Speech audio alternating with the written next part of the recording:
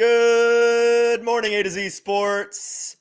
I'm Easton. He's JT. We've got a show for you today on a Tuesday, an unusual Tuesday for a JT and an Easton show. I'm struggling, not quite a third string day because that's not alliterative at all. It's a bonus. It's a bonus. Chat. What's the what should we call a JT and Easton Tuesday show? You guys get on the whiteboard for that one and figure that out.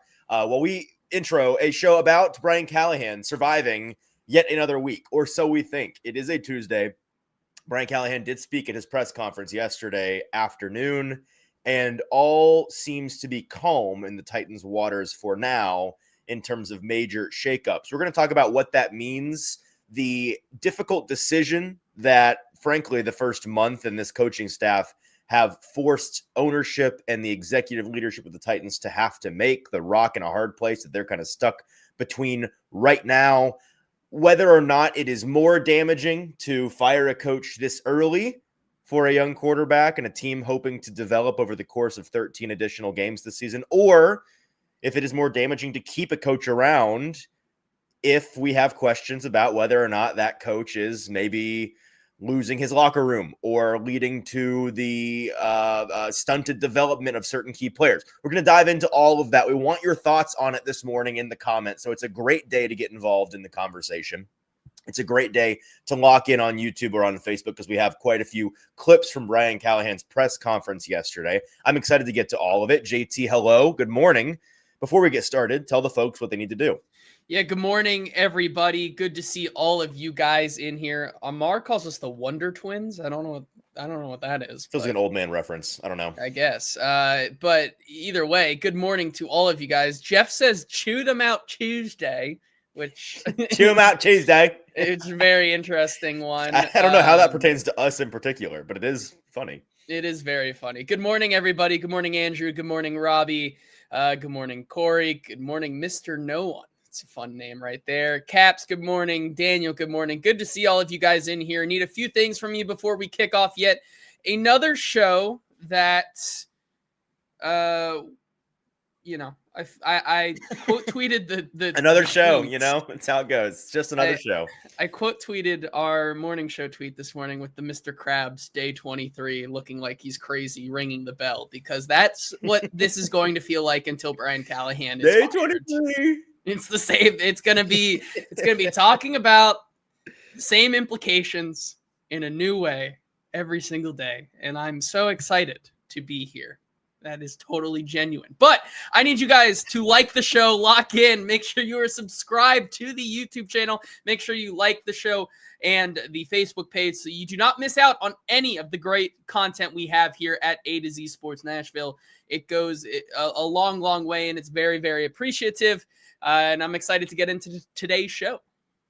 Yes, after that wonderful sell by JT, making it very clear he's excited to be here. Let's get it started officially. Welcome into the A to Z Sports Morning Show live on a Tuesday, powered by BTA Sports. We're live every weekday morning at 8:10 Central Time, streaming on Facebook, YouTube, and Twitch. Links tweeted out segment by segment on our Twitter feed at ATOZ Sports. Follow us on Instagram and TikTok for more Titans coverage, and leave us a 5-star Google review for A to Z Sports if you wouldn't be so kind. We appreciate those tremendously. Got to thank our sponsors for making this show happen and helping out you guys at home. Wilson County Hyundai. Make Wilson County Hyundai a part of your new car buying process in Lebanon or wilsoncountyhyundai.com. The Bone and Joint Institute, the region's destination for comprehensive orthopedics and sports medicine, boneandjointtn.org. Barton Drury Insurance Group, customized solutions for all of your insurance needs, local and online at bartondrury.com. Botero Carts, life is short. Buy a golf cart with 2 locations to serve you in Columbia and Gallatin, boterocarts.com. And Window Nation, buy 2 windows and you'll get 2 for free. Make no payments for 2 years at windownation.com. All right, JT. So, yesterday, Brian Callahan spoke. We were all kind of on watch as we weren't sure what was going to happen after a blowout blank loss to the often feared double whammy of blowout shutout, I believe is what the Titans faced against the Texans. And it's funny because, so, my wife and I, we have a 13-month-old, 14-month-old now daughter. And throughout the off season of our jobs, the week to week is kind of fluid, right? It's things are changing and things get kind of busy during the draft season. And then during the summer months, it's kind of really fluid and you can kind of like build your own adventure of what your week's going to look like from a work standpoint. And then you get to training camp and it's really random. And it's like, okay, well, this week it's going to be Tuesday and Thursday. And next week it's going to be Monday, Wednesday, Friday. And then, I'm going to be there on Saturday and Sunday this week. And my wife during training camp was like, I think reasonably getting annoyed at how difficult it was each week for us to schedule, like who's going to take care of our daughter, like who's going to, like, we have appointments to do, how do we schedule things and make sure we're on the same page. And I kept telling her, like, let's just get to September. Starting in September, it'll be like 5 months of my life being, you'll know what I'm doing every single week, regimented. It's basically the same. And now we're in September and it hasn't really been the case, because every Monday morning I wake up and it's like, well, maybe I can help, but also maybe I might have to drop everything in the next 48 hours. And, our lives will be thrown into chaos, because I just don't know whether or not this will be the week that they get him. This will be the week that the Titans make the call. I don't believe that this is the week now that we sit here on Tuesday. Some historical reference is that Amy Adams-Strunk has typically done her firings on Tuesday. Now, that's really the only similarity to this situation if he were to be fired today, because the previous times that she has, the most recent firings being Rand Carthon and Mike Vrabel and John Robinson, all of those guys, well, 2 of them were fired after the season. So there was no Monday recap press conference and there was no game coming up on the following Sunday. So a very different situation. Also, the time of year that you expect people to get fired. The John Robinson firing on a Tuesday was, at that point, it was late in the season. His job was basically done. Like he wasn't needed for the game that following week. Like it's a lot easier to fire a GM in November than it is to fire a coach for obvious reasons. And he also hadn't obviously spoken that week. With Brian Callahan, it's week 5 coming up this weekend. We're so far into the season. It's week 5 coming up. There is a game to coach. There's a team that needs coaching. Unfortunately, in the NFL, you can't just fold. There are 13 more games that will be played by people in two-tone blue uniforms, whether you like it or not. And so, and you also have to, have your coach speak on a Monday. So if they fired him today, I personally would find it awfully dysfunctional. I appreciate and respect the fact that Amy in the past has waited until Tuesdays. I don't know if this is actually her process or not, but the benefit of the doubt that I'm going to give her is like, get 36 hours between you and the game to like make sure that you're emotionally cooled down, make sure that you really thought through your decision. Like I think it is a wiser decision to wait until a Tuesday to make sure you're really sure about something like that than it is to do a Monday 9 a.m. firing when you're still hot over the game. But at this point, if you trotted the guy out, which, am I crazy? Didn't the Bears do this to Eberflus? Yes. They trotted him out and then fired him like a matter of hours afterwards. Like it was not that long, or maybe it was the next day. I don't know. I thought it was like Eberflus spoke at noon and then he was fired by 1:30. I could be wrong about that, but I know he spoke before they fired him. Yes. I don't actually, I think you're more correct than it was like he spoke and then the next day he was fired. I believe it was the same day. Like he spoke and then okay. Within 2 to 3 hours he was gone. So yeah. So I'll just go ahead and say that that's a dysfunctional thing to do. If the Titans were to fire him today, I would find that funny. I would find it laughable that they decided to trot him out and act like the week was normal, and also wait until a Tuesday of a game week to make that change. I don't think it's going to happen. I just want to put it on the record that if that were to happen, I would find that would be a dysfunctional teams doing dysfunctional thing to me. Yes, it absolutely is. I won't rule it out that, like, in the back of my mind, I'm thinking it's an Amy Adams-Strunk Tuesday, which means anything could happen and we could have our entire lives turned upside down today. But I do our Tuesday shows from now on. Yeah. Amy Adams-Strunk Tuesdays. Amy Adams-Strunk Tuesdays. Will she? Won't she? It's the Titans version of that. Will she? Won't she?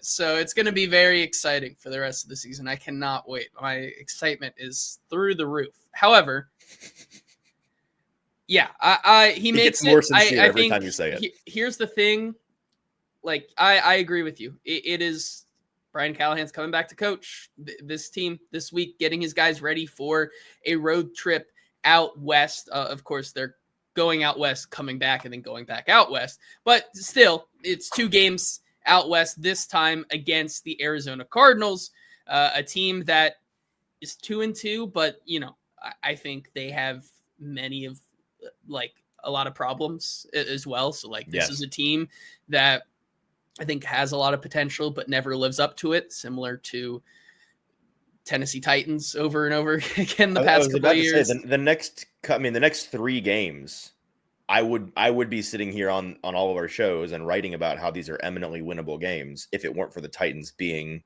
the Titans right now. Yes. These Cardinals, the fact that we feel the way we feel about the Cardinals, and it's like, oh, they are not a good football team. And yet they are, what are they, favored by 9.5 points? And even that feels like generous for the Titans to only be getting 9.5 points on the road. I wouldn't be surprised if that number just climbs and climbs and climbs and then tempts somebody like me, maybe not successfully, but tempts me to think about taking the value on the Titans after getting torched the last 2 weeks with big old numbers. A comment from Andre that I'm genuinely interested in hearing him explain. He said, it's nice to hear Buck let out the details that Easton wouldn't dare say. Too bad y'all can't have him come on and challenge y'all. Genuinely interested, Andre, in what details you're referencing from Buck and from when. Because I'm not aware of anything that are factual details that I wouldn't or haven't said. So maybe I've missed something. Fill me in, Andre, in the chat. I want to hear from you. We want to dive into today's show. We're going to get you guys involved in the chat on the question. If these we're gonna do today's show on the assumption that Brian Callahan is coaching this week. So if tomorrow, JT and I are back tomorrow, if we are back tomorrow morning talking about a day of chaos and interim coach Bones Fossil or whatever could possibly happen, then we'll just flush this show and pretend it didn't happen. But you and I are 94% sure that that's not going to happen. So we're going to trudge along and dive into the rock and the hard place that this Titans leadership group is in between firing a coach in September and not firing a coach whose tenure as the coach long-term feels firmly done, right? I wrote a couple of things yesterday about how at this point, the Brian Callahan firing feels very firmly like a question of when and not if. I think that's another thing that we can all kind of do today's show under the assumption that it's coming eventually. And I do think the question of when is an interesting one. So that's basically what this is. We've all agreed that it's not if anymore. It is when. So when is the right time for this team? When is the time that makes the most sense? And I'm not sure that there is an easy answer, but we're going to try to get to the bottom of it anyways. So let's go ahead and ask our first question, JT, and then we've got some clips to play. What good would come of firing the coaching staff this early? That is our first question. We're going to get to the flip side of that question. So if you're, don't make your answer the inverse. Don't make your answer, well, what bad would come of it? Well, we're going to get to that. We're going to get to what bad would come of keeping the coaching staff. For now, I want genuine answers on what good would come of firing the coaching staff this early in September before week 5. And then we're going to play some clips from Brian Callahan's press conference. So while you guys are answering that question in the chat, JT, tell the folks about our friends at the Bone and Joint Institute. Yes, the Bone and Joint Institute. Whenever you get hurt in life, you have to know who to trust. That's why we trust the Bone and Joint Institute, the region's destination for comprehensive orthopedics and sports medicine. Whenever you get hurt in life, you got to turn to them because they are located in Franklin, very close to Nashville, with over a dozen specialists who can help you through any type of injury. They have a state-of-the-art rehab facility on campus to help your recovery, whether that is clinic, testing, imaging, surgery, rehab. They have everything under one roof on their campus for your convenience. Don't fumble your recovery. To schedule an appointment, go to boneandjointtn.org. We're also powered by BTA Sports, better for bettors. Dominating the game with BTA Sports is what we've been doing here at A to Z Sports all year long. The BTA is a fantastic app for all serious sports fans, all serious bettors who want analytical data on the decisions they're making at the sportsbook window. They have helped us win some money. They can help you win some money with the link in the description below. Sign up today for a 14-day free trial using our link below. BTA Sports dominating the game. Okay, before we move on with the actual topic, I will kind of close the chapter on what I asked from Andre in the comments. He responds, Buck's show last night, so prime time. He dove into the inner workings of the front office and the pure dysfunction on the moves made. All right, well, Andre, I'm afraid that you are operating with a little bit of bad faith here because I did not watch Buck's show. I did not speak to Buck about whatever it is he mentioned, whatever he thinks he knows about the front office and the dysfunction on whatever moves. I don't even know what move. Are you still talking about the Brownlee trade? Is that what we're talking about? I'm not sure what you're talking about or what Buck talked about. But it's not a facts Easton wouldn't dare mention. It sounds like facts Easton doesn't know. So fill me in, brother, because I still don't know what you're talking about. All right. Well, let's get to what good would come of the firing for the coaching staff this early. Daniel Caribbean kicks us off and says accountability. It's accountability by Amy Adams Strunk to do right by her team and get them in the right direction. Mike Bell says it would stop the destruction of Cam Ward, which I think destruction is a very big strong word there. They're Bradley, killing him. Yeah, Bradley has a really good one though, which I think is more of a outside business perspective. But ticket sales for future home games this season. I mean, it's a double-edged sword because one, are people going to show up, already because of how bad this team is with Brian Callahan there? Or would they show up because he's fired and your team is worse? This might be a dumb take of mine, JT. Do you really think the team cares? Like the people in charge of the pocketbook of the team, like the Burke Nihill portion of the team, not the front office, not the football people, the non-football people. You've been in Nissan Stadium this year. I've been in Nissan Stadium this year.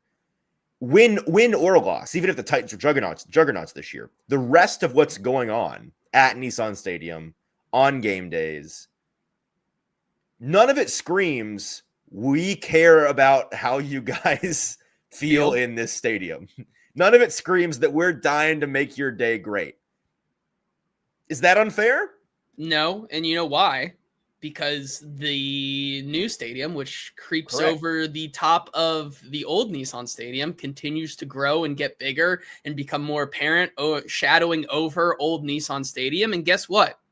You know why they don't care? Because they pretty much already sold out or close to sold out season tickets over there. They are as on to Cincinnati as they could possibly be in terms of stadium experience. And I'm sorry to say, but like ticket sales for future home games, you guys have already bought your tickets. Like maybe not you guys, but season tickets have already been purchased and secured for 2027 and beyond for that new stadium. Yeah. And that gets into a more meta conversation of, well, is that going to more corporation and is that pricing out the fan? Yes. But like, the Titans are getting their money either way is the main point, right? And I get it. Like, it still sends a clear message by fans for people to not show up and show how empty it can be. That's where it can hurt potentially Amy Adams Strunk and the front office is by not showing up like that. But in terms of money, that's not your. Sorry to say this, and hate that it works this way, but it's not ever going to happen that way. And some people in the comments leaning into the cynical nature of how we feel about this, the idea that, people will be in the seats. They may not be Titans fans this year, but you think they're not going to sell some tickets to the Kansas City game? You think they're not going to sell some tickets to the next home game is the Vrabel return game. I have had two different people in my life, just like family friends or friends of mine, text me this week being like, you know what? I might break down and go to that New England slop fest just to witness whatever. It feels like a scheduled car crash that you can pay to attend. And I hear that the price is like, I heard you can get into the lower bowl of that game for like $50 right now.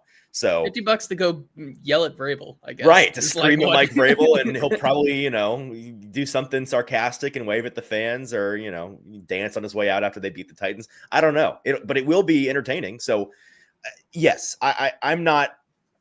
Logan says 2 friends of mine, JT and Sony. No, not people in this industry, people that are Titans fans. Okay, back to the actual question at hand. Now that we've got the cynicism of filling the stadium. Sorry. That was the answer, is what good does it do filling the stadium?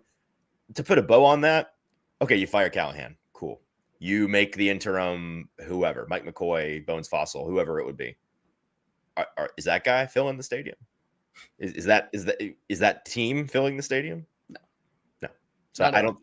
I reject that answer. What good does it do? Aggressiveness in terms of trying to get an edge, I guess. I mean, it is aggressive to fire your coach in September on Yes. paper, right? But there's a difference between aggressiveness for the sake of being aggressive and aggressiveness to accomplish something. And that's what we're trying to get to the bottom of. What does this accomplish? Because sports fans in general, we all have this. I mean, I feel it. JT, I know you feel it. We all feel it. The carnal fan brain inside of all of us, the caveman brain, when things go poorly, is to just want to change stuff. You don't have a plan, but you want to see the heads roll.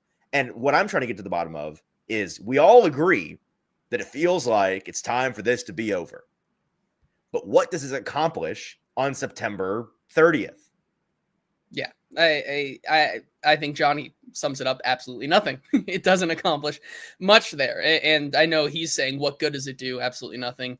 But yeah, I absolutely agree. Cam Ward chimes in and says, firing shows a requirement of standard. Right. So kind I of the think accountability thing. To the accountability there as well. Not stunting Cam Ward's growth anymore is what would be good. We'll get into that. We have a clip from Brian Callahan. Here's one where I don't agree whatsoever with this thinking. Beat the market on the coach search. Get in early. How are you going to get in early? How are you going to get in early? The good candidates are on good teams focused on coaching. You're not going to start tampering Joe Brady in the middle of November. Like, that's not going to happen. Bro's on his fifth game plan of the year. He's not even close to. No, send this message. And we're not trying to dunk on Drew. We like Drew. I'm not. But like this message on November 30th rings true, right? November 30th, we talk about this. Yep, agreed. September 30th. Todd Monken and Joe Brady are worried about for Joe Brady keeping his team going like they are, and Todd Monken finding out a way to get Lamar Jackson back going. Like, he could not care less about looking for a new job. Unless we're talking about the one guy that's currently unemployed. And Mike McCarthy. Right. If this is a Mike McCarthy take, and even then, when was the last time? He's not going anywhere. No, I know. Yeah, also true. We see this in college sometimes where a team will fire their coach in season and then hire their long-term coach in season as well. That's happened before. It's not common, but it's happened. Does that ever happen in the NFL? Like, sometimes teams go, the Colts go outside the building to find an interim, and they go all the way to ESPN to find their interim that one time. But other than that, and even then, like, was that ever an idea of, maybe in Jim Irsay's brain it was, this is going to be our coach of the future. But did anybody think that was really the long-term plan? No. So I don't see how, one, if you're Mike McCarthy, why in the world would you want to take over for the Titans mid-season and eliminate potential options for, like, Mike McCarthy is going to get to the offseason where historically there are going to be 4 or 5 or 6 head coach openings. And he's going to want to, see what the best option is for him. Why would he in September take a currently flailing Titans team and try to save them? What good does that do anybody? Yeah, it's not going to be. And Wild Bill says, "Hey, Mike Tomlin, I know you have this Steelers thing going on, but the Titans have a dumpster fire happening in Tennessee that you might be interested in jumping ship to right now." Yeah, I guess Logan says Malarkey was an interim that got hired, but here's the thing. We see interims get hired long term. I'm saying, when do you go? Malarkey was in the building, right? So when do you see a team go outside the building to go and get their long-term coach in a season? Yes. And even what good does it do if you were to then think about hiring the interim? These are all, once again, Brian Callahan's people. And that doesn't even get to the fact that what good does Brian Callahan's firing do? It doesn't do much for the coaching, because I think we'll get to this as well. Like, firing him means you're also out of an offensive line coach, which I think there are very much question marks about his job. There's other coaches that I think become demoralized because of what's going on in the building and, kind of put a bow on it. Because much like the players, the coaches also may be wanting to work their butts off still for their next job and to build a resume and have glowing reviews and things like that. So like, what does that do for you?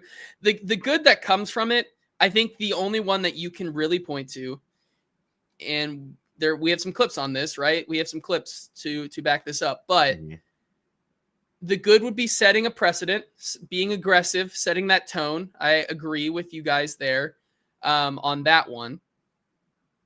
Or the regression of Cam Ward, which I agree completely. Does Brian Callahan believe there's regression already? I don't know. But I do think that you look at this team right now, there's not much good that can come from where they are right now. By the way, as MB points out, the idea of hiring your future coach in season is made even more difficult, I believe, by the Rooney Rule. I don't think you can just unless I don't believe you get to just surpass the Rooney Rule's requirements for an in-season hiring. I don't think that's how that works. I'm now trying in my head to wonder back to when the Colts went out and hired Jeff Saturday. Did they satisfy the Rooney Rule? Maybe they technically did by like interviewing a couple of African-American coaches on their own staff and doing the whole fake interview thing. I don't know. More cynicism for me. I'm with you on the coaching thing. Have you seen this where some people are like, what if you just, what if you fire Brian and make Bill the interim? Huh? I think I said that this offseason. I was like, how fun would that be? That your son gets fired and you get promoted over your son. Like, yeah, I mean, but in all seriousness, if people really think that Brian Callahan could get fired and Bill would stick around, I think you got another thing coming. I think Brian's gone, Bill's gone immediately. So then you've got interim offensive line coach Scott Fuchs taking over. And then you really think Nick Holtz is sticking around to do anything after he is, I am sure, jaded by the fact that the organization passed him over for play calling to give it to the quarterback coach, who then went and called a 0-point game against the Houston team this weekend. And he was made narratively to look like a total buddy hire, good for nothing. That's why I said the optics were terrible. Do you really think he's sticking around to help this organization out after all that? No. Like Eric in the comments says that this was a dumb take by me, but like you lose Bill, you lose your offensive line coach that has been working literally like in tandem, shoulder to shoulder with these guys for the last 3.5, 4 months. Like he is out there right next to his guys every single day. That immediately goes away. He's gone.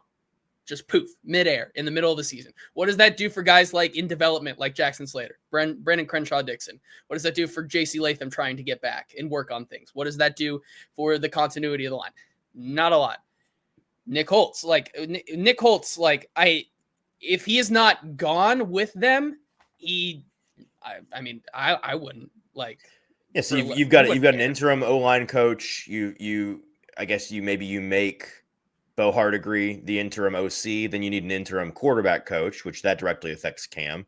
And Bo's now the OC and calling plays. You need an interim head coach. Unless that's Mike McCoy, you may then need an interim special teams coordinator, because I think Bone's fine. I do not think Denard Wilson would be the head coaching choice, but let's say he was. Okay, well, then you need an interim defensive coordinator. So this spreads thin, man. It spreads this staff thin, and to the point of what does it do for the team in September? Does anybody that think this coaching staff is actively harming the Titans team really think it's specifically a Brian Callahan thing, and that the rest of his staff is blameless and is going to do a great job? Because I think that's crazy talk, if that's what we're talking about. So it seems to be what we're talking about. So I'm with you that the two things that make the most sense are the fact that it's just an accountability thing, and maybe that kind of ties into staving off losing a locker room, demoralizing the young pieces of your team, whatever. Like if it's a team morale thing, that's accountability. And then it's the potential damage that it may be doing to Cam Ward. And that's kind of where we want to take the conversation. Next, we're going to play a couple of clips, as we've been promising, from Brian Callahan about Cam's potential regression, shaking things up, hopelessness around the building. Dive into all of those things here in just a moment. But first, let me tell you about our friends at the Barton Drury Insurance Group. This is where Austin and Zach went to get the insurance for us here at A to Z Sports.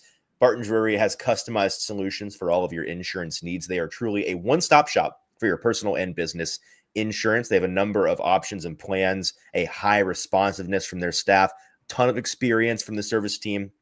Their level of expertise is off the charts. They sell employee benefits, 401k planning, life insurance, worker comp, a liability, auto, property, umbrella, and surety bonds. They're local, so support a local business by checking out bartondrury.com. They strive to provide excellent service, but they also want to make the time to make sure that people understand their insurance policies. bartondrury.com.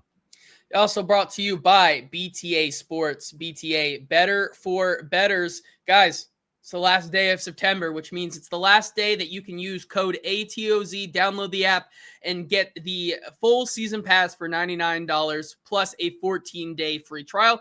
Only through September. Today is the last day of September, so got to make sure to use that code today to get your 14-day free trial. And listen, if you don't make your money back in the next 2 weeks because you use this code, all good. You just, free trial. But we guarantee, at least I can, because I've done it. Use BTA to inform your bets, and you will have a much better shot of making money. It's been a tough couple of weeks, but BTA has given me some lines that I'm very appreciative of, because they have helped me take weeks where I thought it was all hopeless in my sports betting to more reasonable. So BTA, where insight meets instinct, use the link in the description or below the show title. All right, so the chat's getting pretty hot here, and listen, don't cut us off in the middle of the conversation. As promised, this is a two-pronged conversation. We are now getting to the part that you guys clearly want to talk about. As Connor says, no, Easton, that's crazy. I'm not sure what exactly he means that's crazy, maybe just all of it. This starts at the top. Burke Nihill, Chad Brinker, all of those decisions, but this coaching staff is a liability, writ large, full stop. I don't think I'm sitting here saying that the coaching staff isn't a liability. We're talking about what happens to this team if you move off of them now. Not saying that you don't need to move off of them eventually. Again, we established at the top of the show that this is an eventuality. It's just a question of when. We are trying to decide when is the right time, not whether or not it should happen. Ryan says, I can't believe y'all are defending Callahan. Zach would eat these takes for lunch. No, Zach would listen to what we're saying and know that we're not defending Callahan. So Ryan, put your listening ears on. Duran saying, I've been saying for literally years now that it's not just the coaches and players, it's the people in Amy Adams-Strunk's ears. They don't change. All of this doesn't change. This is a very cynical take from Duran, but it's something that I have heard and seen from a lot of fans, that people think it's ahead of the snake situation, that the dysfunction comes from the very top. The question that we're now going to get to, and Zachariah kind of transitions for us here, bro, it's such a bad situation for Cam.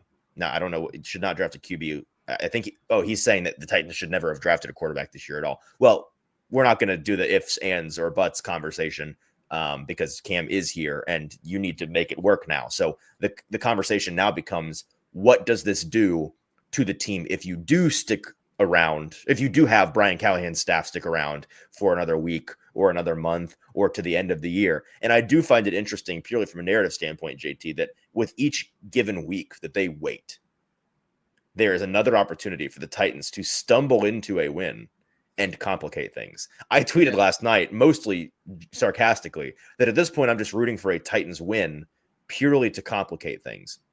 Because if the Titans somehow won this weekend, well, they wouldn't be firing Callahan that week. And what would that do? Maybe buy him to the New England game, maybe buy him to the bye. I think ultimately what the front office and ownership would like to do in a perfect world is to somehow be able to justify getting through this year with the coaching staff and then changing everything at the end of the year. That's where my gut says they'd like to be right now. And when you get to the end of the year, it's a clean sweep. I mean, it's a literal gutting of the coaching staff. Yep. And I think that maybe see if you can convince Bones Fossil to stick around. I don't think that you can, but maybe you try. Yeah. You try your damnedest, but it would, once again, when he is fired, it will be maybe not a full gutting, but there will be pieces gone with him. And those are pieces you mean season? In season. Right. And that is a very, very hard thing to do, because you elevate, let's say for the sake of the argument, let's just say right now, it is, like you said, it is Brian Callahan out, Bill Callahan out, and Just those two. And then you promote Denard Wilson to head coach. That means you have Scott Fuchs that gets, I guess, a job title bump. You have to find someone to then take his place and take all the other places below him. You have to find a defensive coordinator. People are saying Frank Bush. I laugh at you. Rude. Sorry. Hey, Cedric Gray playing pretty good right now. Who's his coach? Frank Bush, I guess. Yeah. Hey, listen. Where'd James Williams go, by the way? So he's still around. Okay. The point being, I saw him in the locker room and everything. He's that's around. Good for you. I do think that it's going to get a lot more messy than I think people would like to think that it is a clean. It's the head gets clean cut off and everything goes away. And then you can just think about it next year. But I promise you, that's not what happens, because the head gets cut off. There's blood and guts everywhere because they have to clean up the mess. No, keep going. Keep painting this picture for us. I'm sorry. I mean, and the players don't want to look at it. So. No, I mean, I certainly am not interested in the horror movie that you're describing.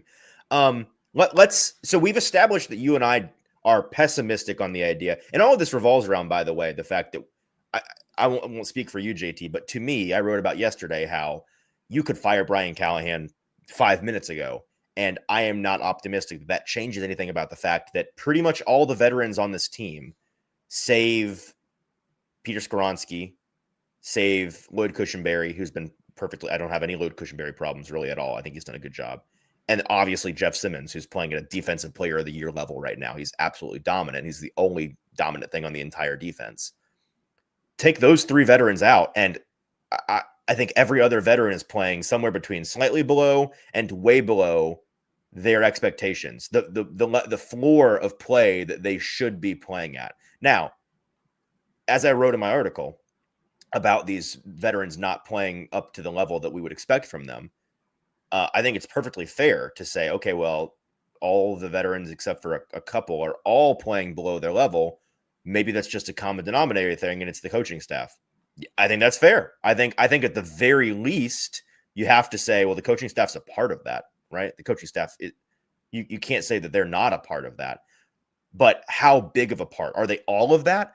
What I'm saying is that this is kind of the Rorschach test right now for Titans fans. I think hopeful fans that are just fully jaded on the coaching staff, I see them on Twitter. They're taking to Twitter saying, just fire the coaching staff and you'll get the bump. These guys will start playing up to their potential again. Maybe we've seen it from teams before, right? And I would be expecting, if they fired Callahan today, to get that magical NFL classic fired head coaching bump that you get the first week after the head coach gets fired, because it just seems to always happen. But then what? The next 12 games or however many games there are. Do you continue on that with Mike McCoy as the head coach? I do not think so. I do want to read some stats to kind of play the devil's advocate here, though, from our friend Superhorn on Twitter, who did a good job of compiling recent coaching changes, firings mid-season, and what happened to those teams. This is since 2000. There have been 36 head coaches changed during the season. The results of the change are, this is just purely in terms of wins and losses, 25 teams improved, 10 teams regressed, and 1 team was unchanged, I guess, at the exact same record. The average win percentage before firing was 26.9% of games. The average win percentage after firing was 39.2% of games. Success largely depended on how awful the current coaches had performed. Some stats that we'll kind of glaze over because they're very in the weeds.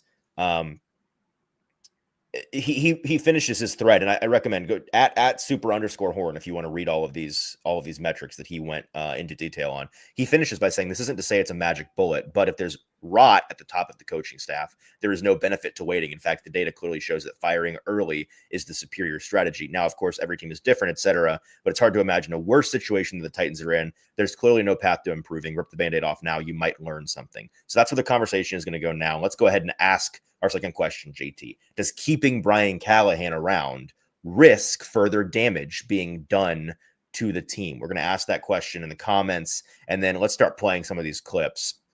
I'll go ahead and cue up this first clip. An interesting question from, I believe it was Paul Kaharski yesterday, At the very end of Brian Callahan's press conference, he was asked about whether or not there's a sense of hopelessness in the Titans building. And I think that, to Superhorn's research, to his point here, I would wager, just anecdotally, that of those 36 teams who had a head coaching change in season, roughly half or more of them were dealing with some sort of players giving up on the coach, right? The coach having lost the locker room. We see that a lot when things come to a drastic end in season, is that it's like, clearly these guys have given up on the guy. And that's what you have to stave off here. Hopelessness is what leads to that. And here's what Brian Callahan said about whether there's any hopelessness in the building. Is there a sense of hopelessness in the building, Brian? Hopelessness? I sure hope not. I don't feel hopeless. I know that. I don't sense that from anybody that works in our building. I don't sense that from our players. Look, we're in a rough stretch. We're 0-4, and that doesn't feel good. No one's excited about that, but I do feel their willingness, and there's an excitement about trying to climb out of it too. There's something about that's real competitors relish that challenge, and I think we got a bunch of competitors on our team and on our coaching staff and in our building that are going to fight like crazy to turn this thing, man. That's the fun part about these jobs is you get in these adverse situations and you're trying to find a way out. And trust me, I've done it before, been a part of it before in a couple places, but that reward and that feeling there's nothing like it. And that's what keeps me going, is that moment where we can find a way to get it turned is really something that you can't find anywhere, that feeling of accomplishment. And I think that's what drives us. And I think our guys are excited about the chance to go try to prove it. So at least Brian Callahan, if we're taking him at his word, and I'm inclined to think that if you're a head coach in the NFL, I don't think you really give up. If you can give up less than 2 years into your head coaching tenure, you shouldn't have been hired as a head coach in the first place. Now, you might be alone in that. He might be the only one in the building that hasn't really given up at this point. I don't know. I'd wager this, that he says in that answer, I don't see any hopelessness around the building. I feel pretty confident that there's at least some hopelessness in the building. He may not see it, but I'm sure that there are some folks that have quit at this point. The question is that the players? Is that the general sentiment in the locker room?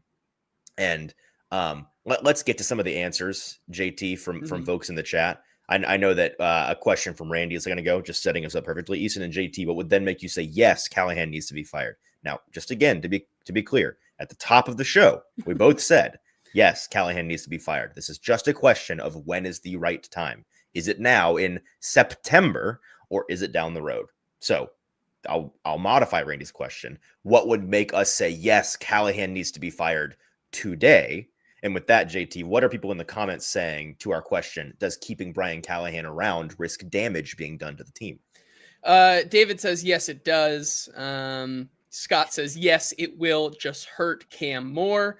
Cam Ward says, yes, Callahan is destroying team morale. Well, from the horse's mouth, if Cam thinks it.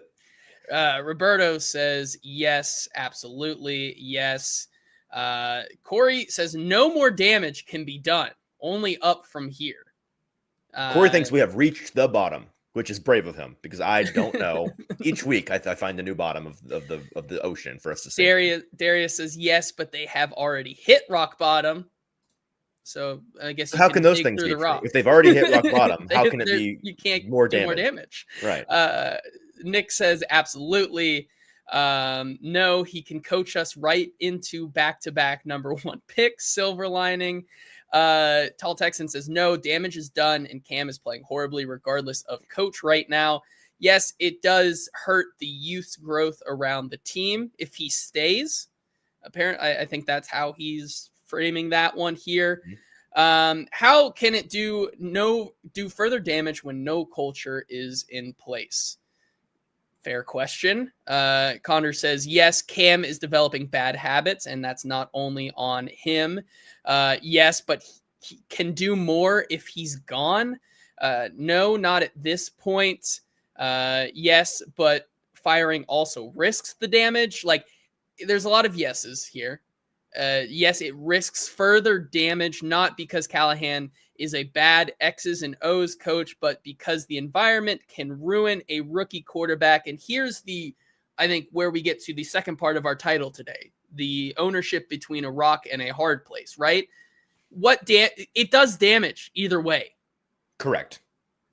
You damage neither solution is good for you. Neither solution, because this one right here, the environment ruins a rookie quarterback if he stays. I would wager that the environment gets 10 times worse if you fire the head coach 5 games into a season where it's your first season as a quarterback. Like, I think that does as much, if not more damage than keeping Brian Callahan around, because Cam Ward, even before the season, had the utmost confidence in Brian Callahan. Go back 2 weeks to where he said he wants Brian Callahan to be there. Well, he wanted him to call plays for him for a lot more games. That did not happen. But to at least be around him, he wants that. He wants a stable voice. He does not want things to shake up drastically. It's a lose-lose situation. And whether you're on the side of it does more damage keeping him, it does more damage not keeping him, it's going to do damage either way. Keeping him, once again, like, I think the one thing that you can point to is that maybe it is the culture. Like, the damage there is that keeping him around keeps the culture from not being able to grow, despite Mike Borgonzi and Chad Brinker's effort to just, like, pinch people out that are bad and throw them away, like to the Jets and things like that. How does the culture meaningfully grow any better with Callahan gone and some interim in place? That's what I don't. Again, I'm not saying that Callahan should stay. I just am entirely unconvinced that making somebody the interim is going to radically change this. The culture garden is going to flourish once Callahan's gone. I don't buy that for a second.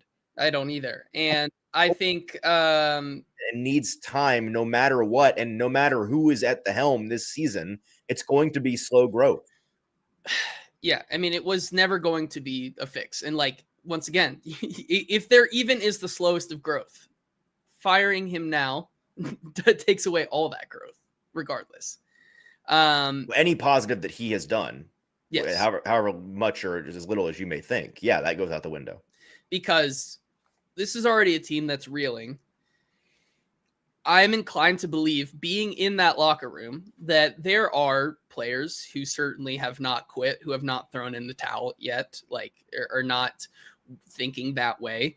But firing him pretty much puts you in the same situation where the 2023 Chargers were, where you were losing 63-0 against a Raiders team, and you saw how the rest of that year went, regardless of Brandon Staley being there. Like, I forget who even was their interim. It's a great question. I'll go look it up. I don't even know. Was it like? That's a good question, but it's hard to say, because I do agree that this is not a scheme that works. The scheme right now, with what they're running and what they're trying to run with the players they have, is not working. Does that mean that getting rid of Brian Callahan makes that scheme look any different? Sorry. I forgot. It was linebackers coach Giff Smith. Giff Smith. That's the name. Hey, and they also, by the way, they fired Tom Telesco, the general manager, at the same time as they fired Staley. So director of player personnel, JoJo Wooden, was named acting general manager. So Giff and JoJo took over. Hey, Frank Bush for head coach. Am I right? There you go. Anything is possible. Could happen. So I think, like, there's no right answer. It does damage either way. Let's play the clip from Brian Callahan yesterday, asked whether or not Cam is showing signs of regression, because that's where I'd like to take the conversation towards Cam. So here we go. This is whether or not Cam has, or JT, either one, have regressed so far this season. Describe what Cam's going through right now. Do you see him as stagnating, regressing at all, or is it just kind of rookie has to take some lumps? Yeah, I think it'd be hard to put a regression tag on 4 starts. I think that would be tough. I think he's learning every time he goes out there. I thought there was some really incredible moments over the second half of the Indy game with the amount of things that he saw, how he responded to them, the management of it, knowing where the answers are, understanding how to protect himself, understanding where the ball needs to go. I think there's definitely something he's got to keep improving. There's always the timing and accuracy portion of the passing game tied in with the footwork that are all kind of things we continue to work on. it's hard to play quarterback in the NFL, and he's had to learn some tough lessons, I think, but he's also incredibly willing and incredibly passionate about trying to do things the way that you need to do it. He's understanding what it takes to play NFL quarterback. And again, through 4 games, he's seen a lot of different things in 4 games. The schemes, the rushers, the style, the defenses that we played, all very different, all very good. And he's only going to get better every time he sees those things. JT, in a minute, I'm going to tell you what I think about. I'm with Brian in the sense that regression is a really strong word for 4 starts. But whether he thinks it or not, I certainly think that Cam Ward has only gone in one direction through 4 starts, and it is down. I think he's taken a half step or a step down in each game so far. I think that his Broncos debut was the best that we saw of him. So whether you want to call that full-blown regression or a rookie going through the ups and downs, and we haven't quite seen the ups yet, semantics. The point is, it's not gotten better, and that's concerning through 1 month for a rookie. I just have a different opinion, I think, than a lot of folks in the comments as to why that is happening. And I'd like to lay that out in a minute and maybe get yelled at. So let me first tell you about our friends over at Window Nation, because as you pointed out, we are nearing the end of our September, A to Z September of deals. And Window Nation has a fantastic deal going on right now, saving this month and this month only. If you buy 2 windows from them, you'll get 2 free, and you have to make no payments for the first 2 years. You won't have to deal with monthly payments, a down payment, or interest until 2027. The sale ends today, so hurry. Do not miss out. This is a Window Nation popular offer. In fact, it's their most popular offer. You can schedule a fast, free estimate right now with the pros at Window Nation at 866-90-NATION or windownation.com. Whether you have old drafty windows or cheap builder grade windows, now is the best time to replace your windows today on the last day of their sale. Protect your home ahead of the fall and winter weather. Get replacement windows from Window Nation. Get top quality, energy efficient windows from a trusted company, all at a reasonable price. Window Nation knows replacing windows is an investment, and they want to make it affordable for you. They have some of the best replacement windows out there. Their installation crews finish the job in 1 day or less, so you can get back to your daily routine with minimal interruption. Check them out, 866-90-NATION or windownation.com. Today is the last day to get a buy 2, get 2 window deal and not have to pay for the first 2 years. So check them out, Window Nation. Yeah, also shout out BTA Sports. Also, speaking of last days, use our code ATOZ when you sign up for the $99 season pass plus a 14-day free trial. Make sure you use that link in our description or right below the title on Facebook. BTA, better for betters. So Cam Ward taking steps back in these first 4 games. This last game was easily his worst game, in my opinion. He did not play well. I mean, not to derail, but did you see anything good on that tape? I saw like 3 good throws. A Cam Ward out of structure throw to Elikiah Manor, and that might have been it. There was a nice Calvin Ridley throw Yes. early in the game for an 8-yard gain. That was nice. That was a good play. But as Mark says in the comments, his footwork is missed it. His footwork is atrocious. Agreed. The fundamentals are something that he's going to have to continue to work on. And that's where I think you can fairly question whether or not this coaching staff is working for him or not. My rebuttal to that is, okay, well, Cam has made it clear that Brian Callahan's his guy, Nick Holtz is his guy, but the guy that he has always brought up first and foremost since he has been here is Bo Hardegree. And if you fire Callahan today, you're not also firing Hardegree, unless I guess Hardegree just decides to leave in solidarity, but I don't know why he would do that. So the guy that's actually in charge of and in the middle of working with Cam on his fundamentals, primarily, Bo Hardegree, is still going to be around. So does firing Brian Callahan change Cam's fundamentals development? I don't think so. What I think is leading to Cam Ward right now not taking steps forward, and it's a lot of things, but what I think is the most impactful to him is the fact that, and we've been saying this since week 1, the state of this Titans roster, the poor play that we've seen from these veterans, people not stepping up and helping their guy out, helping the young players out, the fact that a lot of this first month we've been saying, the rookies kind of look like the best players out there. Every single week, you know, I know, we all know, Cam knows. that each game is either Cam Ward goes out there and wins it for us or we lose the game. On the offensive side of the ball, that's the reality, is that Cam has to be the hero for this roster to offensively impact a game enough to win, or they're going to lose. And that is not a super uncommon place for first overall quarterbacks to be put in. That's why most first overall quarterbacks start either 0-3 or 1-2 historically, because they are the first pick. They go to bad teams. But it's not a successful situation. It's not a successful recipe for a guy.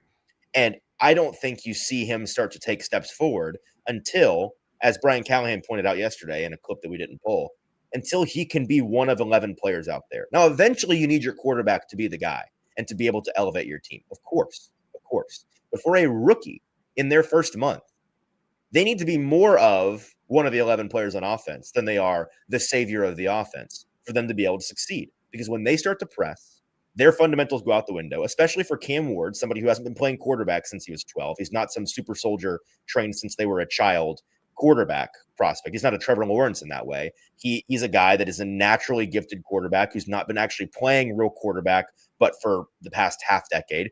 And his fundamentals aren't that deeply ingrained. So when things break down, he goes street ball mode. It's very clear that his inclination when he's pressing is to go street ball mode. And that's where the fundamentals go out the window. The footwork goes out the window. His internal clock slows down slower than it needs to be. He doesn't get the ball out quickly enough.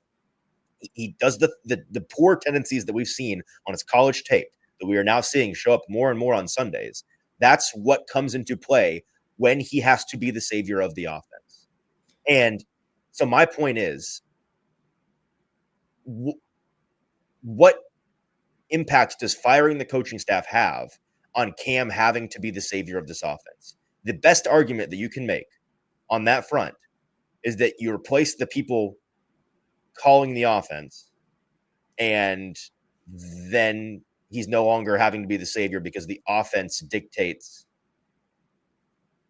things to him in a better way, I guess. But again, if Callahan is fired, is Bo Hardegree or is Bo Hardegree not still calling the offense? Is Bo Hardegree or is Bo Hardegree not still coaching Cam on his fundamentals? Because if the answer is yes to both of those things, that he's still around, which I think that he will be, I don't know how the coaching changes that reality. I don't.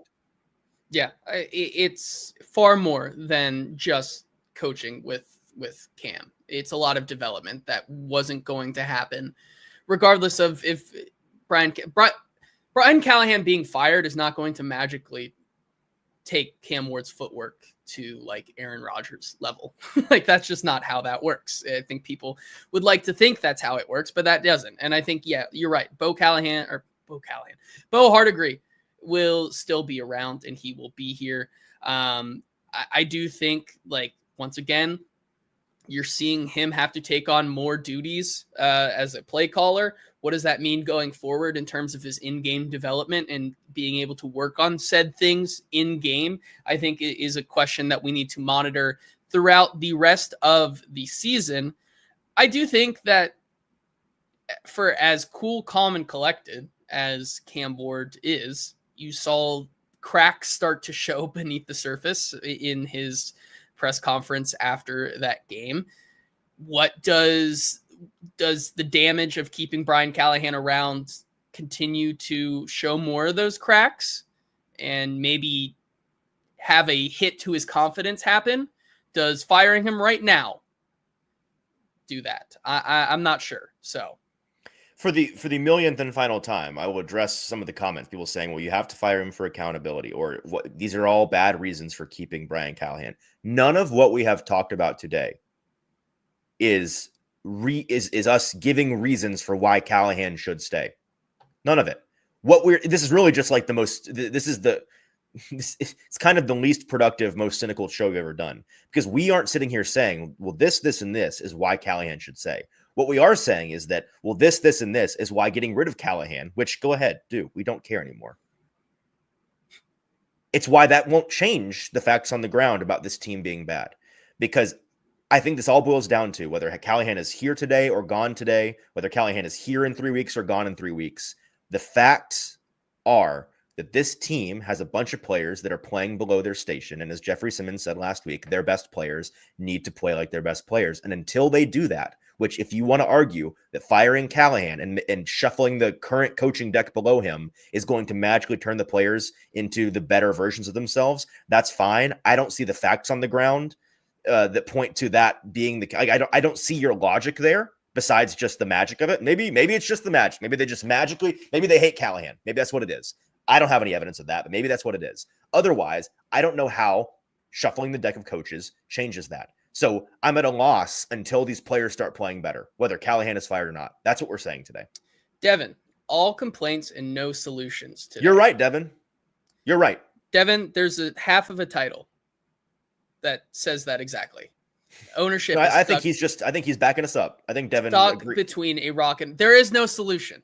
Like the solution is the veteran players playing better. That's the solution.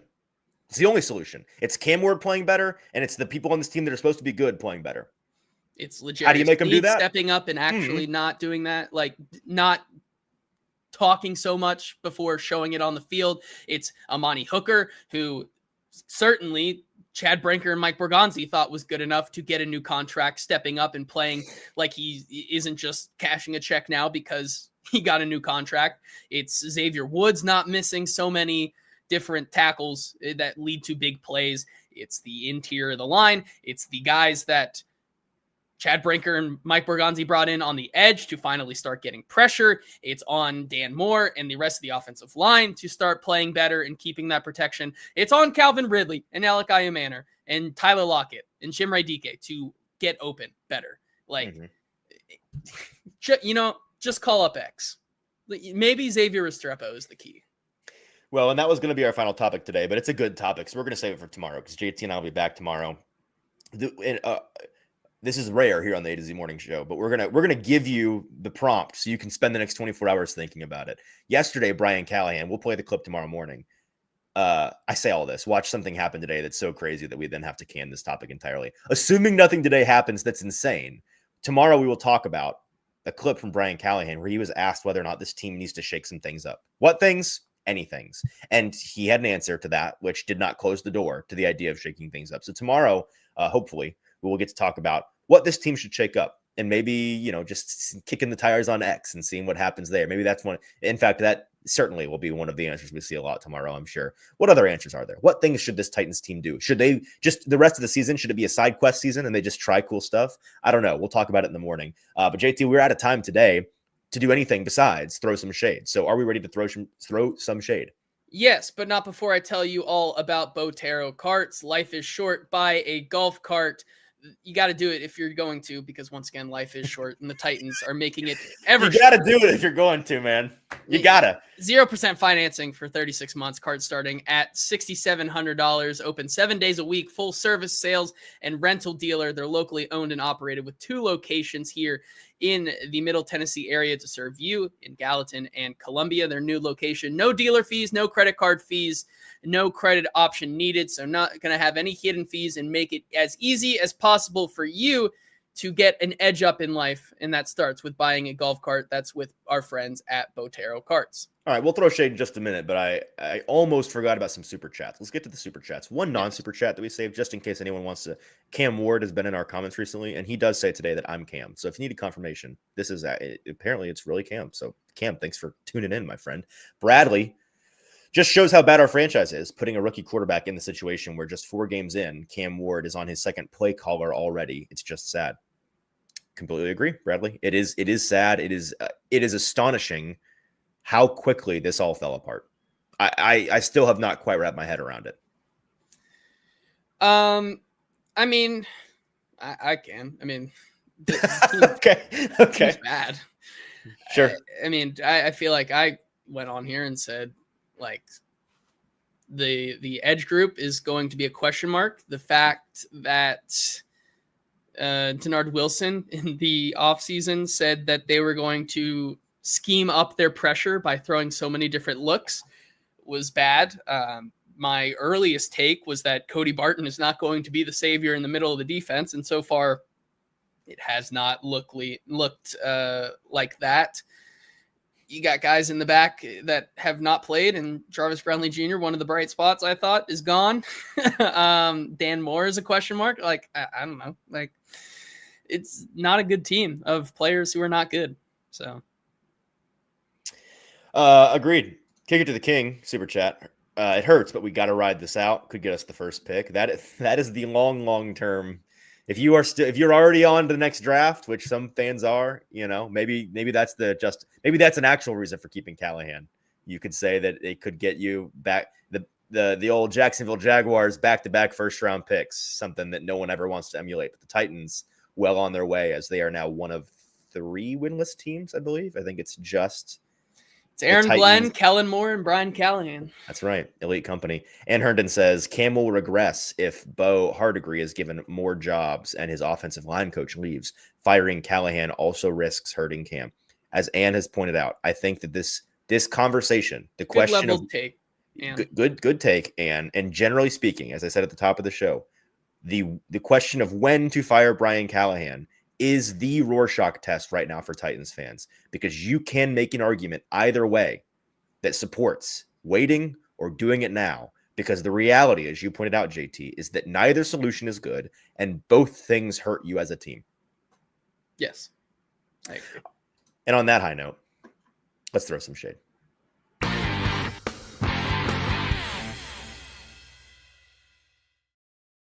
Shout out to our friends at Wilson County Hyundai. Make Wilson County Hyundai a part of your new car buying process at wilsoncountyhyundai.com. All right, JT, let's give the chat a moment to fill in on some shade throwing. Any shade that you have to throw today, now is the time.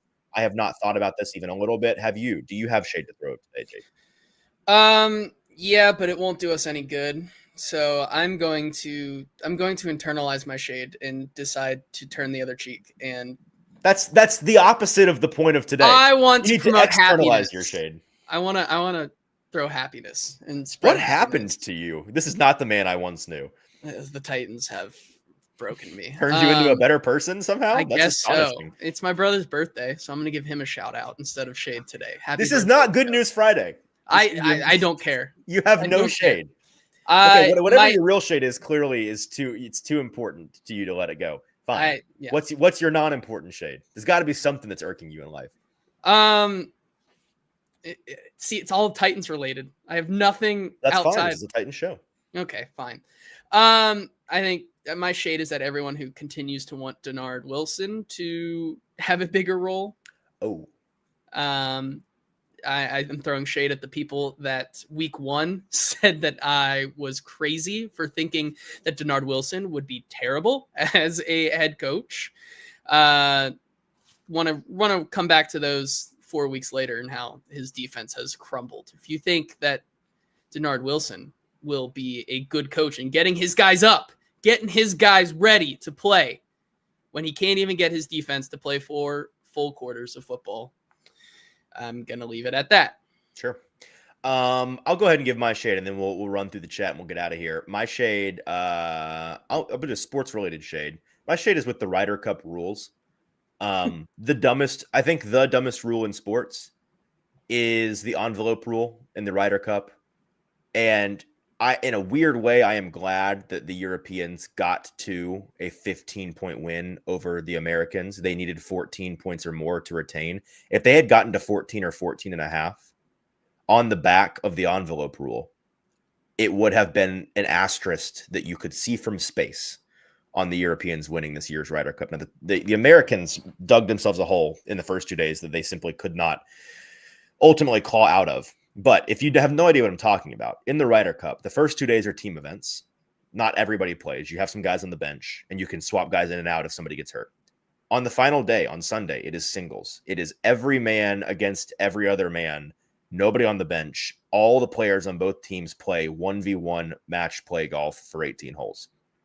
If somebody is hurt, the envelope rule, which is established in like freaking 1734 or a billion years ago, states that both captains before Sunday put a name in a sealed envelope of the player that, in the case of the other team having a player who is medically unable to go, that player would then sit out, and the player that got hurt and the player that was in the envelope would play the match against each other, and they would have the match. Because these matches, you either win and get a full point, or you tie and you get a half point.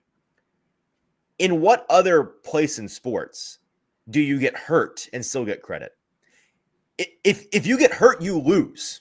If you can't play because you're hurt, you lose. If you lose a player to injury in the NFL, like you lose your quarterback, you're the Bengals, you lose Joe Burrow, you lose. In tennis, guess what? Guys medically withdraw all the time. Guys and girls can't play tennis, and the person they're supposed to play against, they get to just advance. That's how it works. So this idea that in golf, well, you get half a point, and it's a no blood situation. The Americans almost lost the Ryder Cup on the back of Victor Hovland's neck being a little too hurt for him to play, and Harris English having to sit out. It's a crazy, crazy rule that shouldn't exist in sports. If you get hurt, you lose. So that's my shade. Change the rule. It's a dumb rule. My shade is on golf in general. Golf is stupid. Well, with that, do you have any shades from the chat we need to talk about? Yeah, let's go with Brandon. Shade on the amount of potholes on 24 going towards Nashville. Forever and always. Very good one. It'll never change either. That's Vault says shade on forever. Yeah, shade on the chat mentioning Will Levis at all, which I think is shade on Pete Prisco for bringing that up. that is very funny. Shade on Rex Ryan for his Shadur Sanders rant, one that I have not even heard about. I heard about it. I've not listened to it, but Captain Toe is going to get up on Monday morning and really went after it. Captain Toe. There's my alarm going off. There you go. Wake up. He needs to shut up and go back to being a defensive coordinator. The Ravens need one. The Ravens need some players. Let's see what else we have here in the chat. Lol, shade on myself, says Scott, for leaving the Steelers fan base to become an Oilers Titans fan in 1988. Ooh. That was a bad trade, I'm afraid. Bad deal. Shade on Bill Callahan's O-line. Protect Cam, you bums. I think that's fair. Good shade. Despite Cam actively throwing himself into some sacks. Mm-hmm. Let's see. Shade on depression for always finding its way into Nissan Stadium. True. It's a good one. Ann Hernan says shade to Taco Bell for taking an hour to give her Cool Ranch cheesy gordita crunch. That's a lot. An hour? I've gotten in and out of a DMV in faster than an hour before. You sat at Taco Bell for an hour waiting on a gordita crunch? Okay. Yeah, so crazy. Let's see. Do we have any other ones? Shade on Levis lovers. They are delusional. Shade on the warm weather. That's a fair one. Can it finally be fall? Fall. I appreciate that. Mm-hmm. In the drive-thru, and her just says, "You sat in your car for an hour? There's no way." Oh, all right. That's crazy. I would have left 20 minutes in. Yeah, you didn't pay. Oh, she ordered on the app, so she already prepaid. Oh, so she felt hot. I'd have. How much can a gordita crunch cost these days? Well, if you're waiting, first of all, I feel like if you're waiting for an hour in a drive-through line, I would have parked. Do you imagine the line Yeah. Oh, like around the block. Yeah. Like what's going on at that Taco Bell? I would have gone in and made the crunch myself. Said, "I got it, guys. Don't worry about it." Yes. All right. Is that it? I think so. Gordita crunch story. All right. I will be back this evening, same place, different time for prime time. We will be talking about what we hear from the Titans coordinators today. Unclear exactly who we're getting. I know we're getting Denard Wilson and Bones Fossil. I don't know for the rest of the year whether or not we're going to get Nick Holtz or Bo Hardigree on these days. I think, having talked to Titans PR yesterday, that it's going to maybe be Bo today, since he just called the game, but then going forward, and I'm sure he's excited to talk to us about his 0-point performance. What are we doing? And then it's going to be Nick Holtz the rest of the year. So whatever it is, whether we talk to Bo or Nick today, we'll have something interesting to talk about tonight at 7. Be here, A to Z Sports YouTube. Keep it locked. And I'll answer any questions, any insider questions you guys might have. Things that apparently I wouldn't dare say that Buck Rising would say. Sure, man. And then JT and I'll be back here on the morning show tomorrow. So keep it locked on A to Z Sports YouTube and make sure that you are checking A to Z Sports.com for all of the written content we have. Until this evening, have a great, and I just got a text. Okay, bonus today. Shout out Titans PR You get both? for swinging it. We're getting Bo Hardigree and Nick Holtz today. There we go. All right, So, never mind. I'll take that back. Swan also says, Easton, when are you guys live again? Like Sunday at Margaritaville. This Sunday. Every Sunday. 30 minutes Come on. before kickoff. That's So right. that'll be 2:30. But come on through in person. We Yeah. would love to watch the game with you. We have nothing better to do but watch the Titans on a big old screen, and it's like an eyes wide shut situation where they clamp your eyes open and you have to watch the Titans for 3 hours. Yes. It's a ton of fun. All right, be back here tonight at 7, and then back here tomorrow morning at 8:10. For JT, I'm Easton. Have a great rest of your Tuesday.